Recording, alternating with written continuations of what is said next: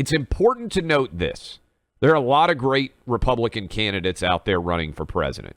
Tim Scott, Vivek Ramaswamy. We know next week Mike Pence and Chris Christie are going to run. This is a pretty deep bench, and I'm not trying to leave anybody out, right? There's a lot of people that are running now for the Republican nomination. And it's important to note this. While Trump has been the target, basically since he came down the escalator in Trump Tower back in 2015, they're going to try and tar and feather whoever the Republican is that starts to surge in the polls, or if it's someone other than Trump, ends up being the nominee. A lot, like I said, very deep bench, lots of good talent out there, especially if you compare it to who's running on the Democrat side. Reason why I bring that up, you are starting to hear, and we told you this would happen, as DeSantis is the top rival of Trump right now, they are already getting their talking points ready. Trump was Hitler. That's what they said. That's how they acted. Now they are arguing, actually DeSantis, he might even be a more dangerous version of Trump. This is where the talking points are coming from. He might be more Hitler than Hitler? How is that possible? Yeah, it's tough. I don't even know. When you say that someone is basically the devil, it's hard to argue that somebody else is actually worse than the devil. But this cut, we've had it held over for a couple of days, been meaning to play it because I think it's representative of what they will try to do in terms of tarring and feathering whoever the Republican nominee is. Remember, they turned Mitt Romney into maybe the most blandly inoffensive politician in any of our lives. As you said, Ned Flanders is the perfect example for those with a lot of money. Watch The Simpsons. He's rich Ned Flanders. Ned Flanders. But remember, he was giving people cancer while abusing dogs and bullying kids in high school while he was keeping women, tiny versions of them, inside of binders, if I recall. That's right. These were the attacks. Handing out cancer. Yeah. Abusing dogs. Shaving heads of kids in high school he didn't like or whatever.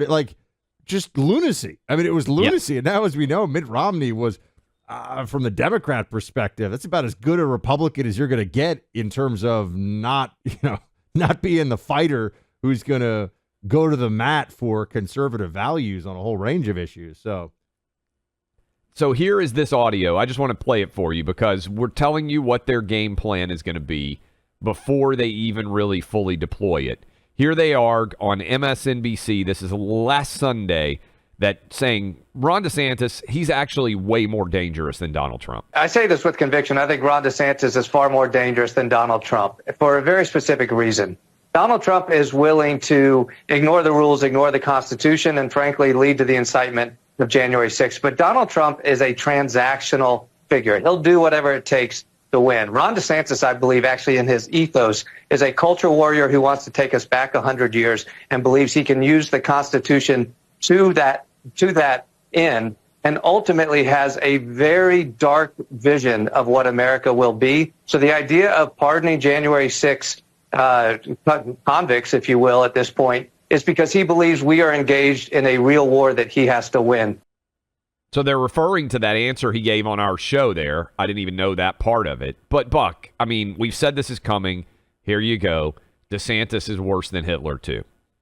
And I want to be clear. If, let's say, Vivek Ramaswamy were to get a lot of play all of a sudden in the polls, right? Let's say Nikki Haley or, Senator Scott.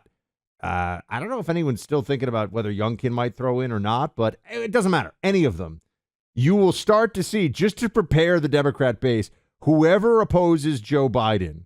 And I got to say, I was surprised Bill saying still to this day that Biden is not. I give him credit for sticking by his guns, Bill O'Reilly, but saying that Joe Biden may not be the nominee. Not, again, as a health issue, that could happen to anybody. That like the Democrat convention, they could try to pull something. I would give somebody, I always do this wrong. Is it 1 to 10 Vegas odds on that one? Is that right? Meaning I think it's almost no way that's you going would to give happen. them 10 to 1 odds. 10 1 to 1 10 odds. would mean you think it's going to happen. Yes, I think so. 10 to 1 that there's no way Joe Biden isn't going to be the nominee. I'm getting into some double negatives here. But anyway, the other side of this is on the Republican. With the Republican slate, I think we should all be very clear they're going to do the politics of personal destruction against whoever it is that they view as a challenge. They do it at the Senate level, too, and any competitive race. This is what you can expect from them.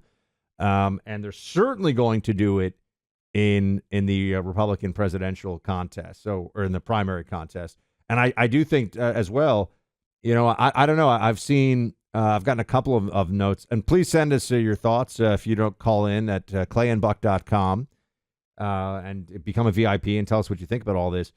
I don't understand. Some people seem upset that we even talk about, or that you even asked the question about the pardoning of Trump. And I'm sitting here and I'm saying, so let's just say there's going to be like an impeachment part 3. I know they can't impeach him. He's not the president right now. Do we not talk about it because that's what they want us to do? I mean, I think that it's better to get ahead of what we think is coming here. And I haven't heard anyone say they don't think Trump is going to be indicted. So we might as well mentally prepare for what this is going to be like and try to come up with strategies so that, the man not only has the right to speak, as our friend said, he has the right to speak. He has the right to be an American who campaigns for president without the crazy shenanigans, without the rigging of the system, the legal system against him, which I think is what we all see coming. So we're expressing outrage at what is going on here. And I think it is a cardinal issue. Now, Andy McCarthy, again, I would encourage all of you to go listen to the conversation we had with him at the top of this hour. He pointed out something that is important. You have to request a pardon. So one way that some of these politicians running for the presidency on the Republican side could dodge this question is say, well, that presumes that President Trump were to ask for a pardon. And he has to make that choice in the event that he's not the nominee, because the other option here, obviously, is Trump could be the nominee. He could win the 2024 election, and he could pardon himself on all federal-related charges. That could happen. But the reason why I think it's so significant, Buck, is, to me, it goes directly to the heart of what you believe the American justice system should do. Because if you legitimately believe that a chief political opponent of the party in power should be put in prison for, let's be honest, trumped up charges that would never be brought but for political related reasons, then you are actually setting an incredibly dangerous precedent that undermines and potentially destroys the rule of law in America. Because once you put one political candidate in jail and try to keep him from being elected president, we are now setting the precedent that this is okay in American politics, something that's never happened in 250 years. And we've had duels, Buck. We've had top political leaders try to kill each other in feuds, and we've never had the chief political rival ever put in prison. Well, this is why I think the context of the media already, Democrat-aligned media, saying that DeSantis or anyone else, that's why we brought up Romney, it doesn't matter who it is, they've trained the Democrat base to believe that Republicans who want power, who are conservatives, right? It's not they don't have a big problem with people who are willing to toe the line of the Democrats, but they've trained the Democrat base to think that those individuals are monsters who should be not just beaten at the ballot box, but should be subject to criminal prosecution for their wrongthink, essentially. This is getting really deep into totalitarian psychology.